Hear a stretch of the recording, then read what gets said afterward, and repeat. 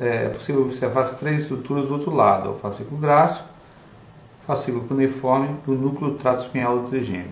Nessa topografia mais alta, é possível verificar aqui algumas fibras que fazem degustação sensitiva ou degustação do leminisco, ou seja, fibras do núcleo grácil cuneiforme formam as fibras arqueadas internas que vão constituir um pouquinho acima o leminisco medial, uma via sensitiva importante. Essa é uma visão de cortes mais altos do bulbo, contemplando a topografia do quarto ventrículo.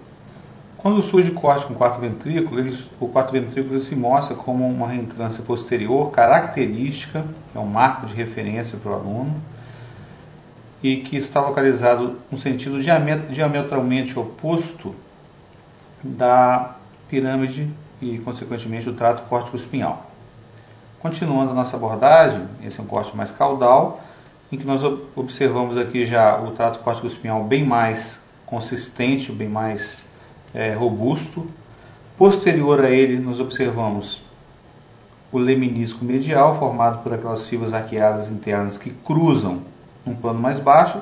E topograficamente eu tenho, na sequência, o tracto tecto-espinhal e o fascículo longitudinal medial. Em sequência, o longitudinal medial mais posterior, o tecto espinhal intermediário e o leminisco medial mais anterior.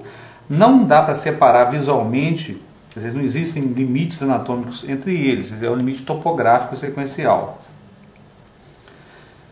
Uma outra característica interessante que se evidencia num corte mais alto é o aparecimento do complexo olivar inferior. Você observa aqui principalmente o núcleo olivar inferior bem evidente, e às vezes num corte mais alto, como nós observamos aqui, um núcleo olivar acessório medial. Aqui está bem evidente. Nos cortes mais altos costuma se evidenciar, além do cuneiforme do olivar acessório medial, a gente observa também um olivar acessório dorsal, que nem todos os cortes aparecem. Nesse nível ainda, é interessante que com a abertura do ventrículo desaparecem, quer dizer, aquela evidência maior do grácil cuneiforme, surgem outras estruturas. No assoalho, geralmente é possível observar num corte um pouquinho mais alto, esse conjunto de núcleos, que corresponde ao núcleo do nervo hipoglosso.